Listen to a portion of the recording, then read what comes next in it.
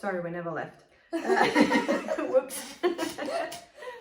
So with me, I like to plan things and I like to prepare for things. So I remember talking with Romana and we were discussing a few things, and she actually wasn't too keen to discuss much because she's like, it'll be how it'll be, you know, it has to come out, it'll just happen, whatever. I'm like, oh, okay.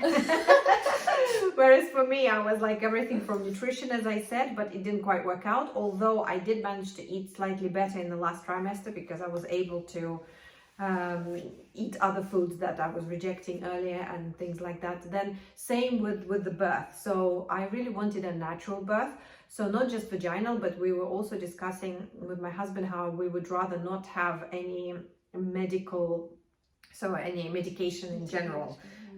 Because, you know, if we start to feel drowsy, anything that we ingest, the baby ingests too. And of course, if it's an emergency or if you have to, by all means, but we were just discussing if it's not really such a necessity, is there a way? And so just by asking those questions made me read up a lot more and learn more about the whole process of giving birth. So one of the key discoveries, which was really interesting, is that most women are petrified of giving birth.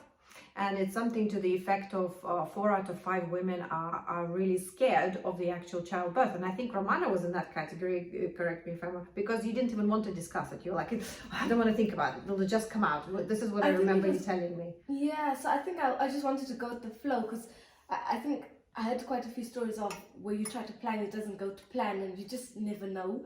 But so in terms of fear, how were you viewing the actual birth? Were you okay with it? I wasn't scared. Oh, you weren't? The first time round, the first time round I wasn't scared. Good. The second time round, because I experienced that part of the labour where I went 5 centimeters without any pain relief, I was a little bit more scared second time round. Okay. Well, I was scared because all the stories I've ever heard from my friends, or women tend to talk about their horror stories, and even with Romana, that was a bit of a horror story. But it's like, where are the good stories? Where have you ever been in a circle where a woman says, oh, actually, I had a really amazing birth, you know, it was really highly enjoyable? No, the ones I think as humans, we're looking for drama. And I think it's a shame that we hear so many stories of pain and of, you know, that other side of it, that I think there is a perception that birth is something painful, scary, you know, all of those kind of things. So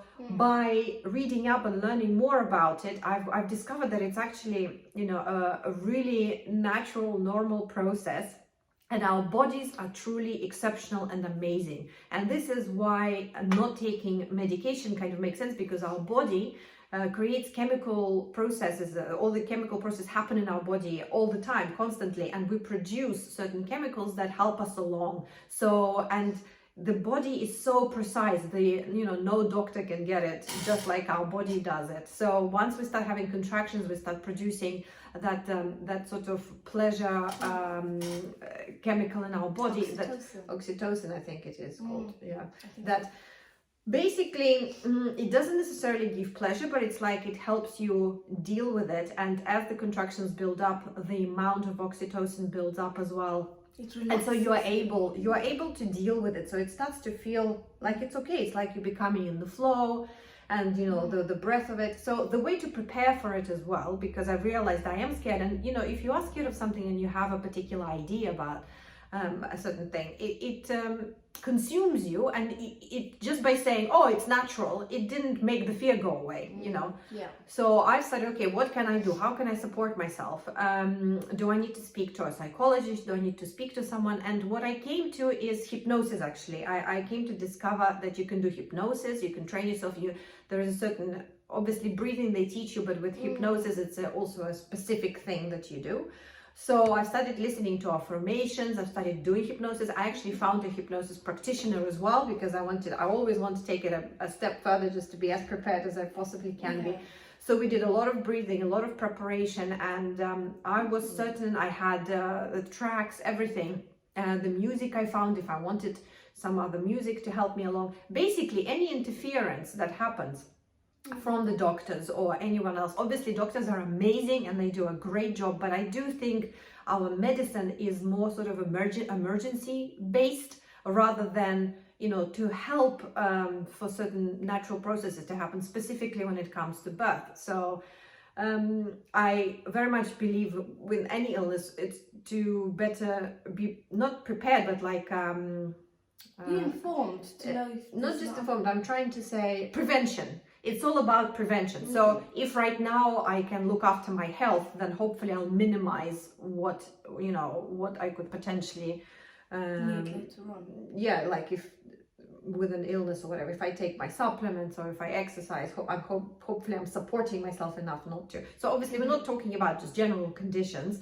but I do believe in preparedness. So I really wanted for it to be as natural as possible. We also talked about just doing breastfeeding. So, you know, just there was an idea of how we wanted to do it.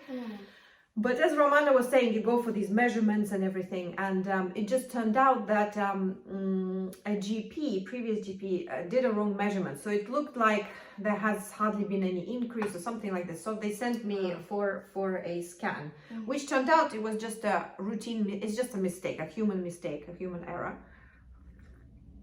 However, we did discover it was a lucky mistake. We've discovered that the baby was breached. I think Zach was as well. Yeah. For a time. For a time. No, so this was already quite further down the line. And so he was breached, and this is, I did tell in one of the previous episodes how the doctors have really scared me. I was really trying to look at natural options, and it's not that I was insisting on giving birth naturally even when the baby was breached, but I wanted to explore it. I was like, well, women were doing it before, so how did it work? And apparently there is a famous midwife in Scotland somewhere who is completely specializes in it, and she is really truly amazing, and all these stories started coming out, and I was really interested. But I was scared because they've terrified me. They told me that I was an irresponsible mother, and that if I was to even consider it, how dare I even consider it, I would be putting my baby at risk, I would be putting myself at risk. I mean, they just really, I went into hysterics. It wasn't even a conversation. I mean, it felt like an attack. Maybe it was an exaggerated experience because I'm on hormones, I'm pregnant, you know, this whole, maybe everything that happens felt exaggerated. I'm not sure. I will actually ask my husband to see what he thought of it. But it did feel like really horrible for me. And so I was like, yes, of course, if you're saying I need to have a C-section because he's breached, of course I will do that. I was merely looking what my options were. It then, as I did mention as well, it then turned out that actually midwives are no longer trained, at least in the UK. They're no longer trained for this sort of birth, so they were protecting themselves very much so. They didn't even want for me to entertain the idea. It wasn't care for me. It was very much also, I mean, I'm sure it was care for me also, but there are dangers that come obviously with the baby being breached and everything. So we did have to set a date for the C-section, which for me was quite sad. And it's sad for me to hear that they've even induced Romana's pregnancy, because if everything is okay, I have a firm belief from my research and from what I'm reading, 9 months is actually not enough, and most babies do stay longer. And when they come in knocking, that is when we should be letting them in. Why not? If a baby wants to, you know, stay in the tummy a little longer, why rush them? Why are we doing that? If the natural process, if everything is okay, again, if something is wrong, obviously, of course, always seek help. But if everything is going to plan, I don't think there is any reason to be rushing. And I do think if something was wrong in Romana's case, then I don't understand why they didn't take her straight to the C-section. Why even experiment and see what happens with the birth if there was a concern with the heartbeat or etc. But these are just my personal thoughts. Obviously, I'm no expert, so obviously, if you have your opinion or if you had a different experience or a similar one, let us know. Would be very interested to know. Yeah, definitely. And so for me, everything changed because I couldn't do. But when I spoke to the hypnosis lady, actually, she did say I could still apply induced hypnosis even at various stages. So for example, we had to go for this manual to try to turn him, and actually, so it was very painful, it was very unpleasant. They say, oh, it's just slightly unpleasant, but actually it's two ladies and they are really pushing, it's like, it was really painful. And unpleasant. They didn't manage for 2 times. They didn't manage. On the 3rd time when they were doing it, I started feeling unwell. And actually, this is when I did use the hypnosis to really calm myself, to center myself, and it really did help. So that was a really good positive thing. But I started to feel unwell, and actually it really affected the baby. His heart had started to slow down, and they really got scared. So they were almost telling me that we might even go. And they do tell you, if you go for this procedure, then, because we were still hoping if we're able to turn him, then we might still be able to have a natural birth. And they were saying, but if it doesn't happen, and in the rare cases when a heartbeat would slow down, or they would be really worried, it could be an emergency C-section. So did you have that procedure once then? Oh, you can only have it once, yeah. Where they turn? I think so. Yeah. So it didn't work. He went back to being breech. He didn't want to turn, and so we basically had him almost on the same day, or just the day after the planned date, when they told us, what is it called, the date that the doctor sets as your expected date.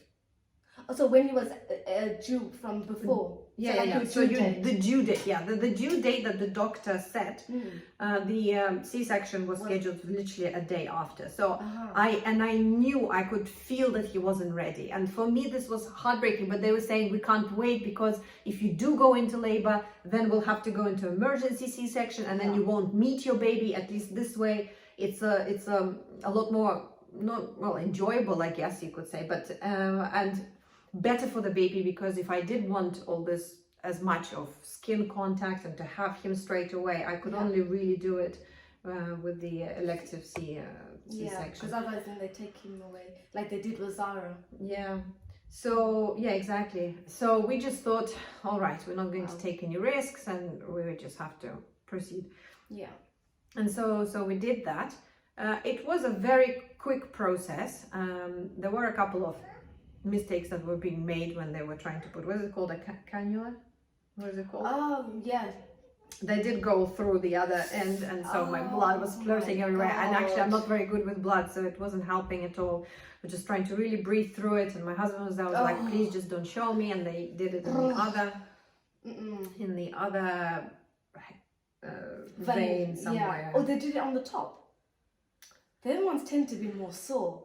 I suppose with the cannula they do go. I can't remember now. At the top, I just tried to really not look at it. But I think I am quite sensitive physically, because the whole epidural thing, it felt really uncomfortable. My heart rate really slowed down. They were actually concerned about me during surgery.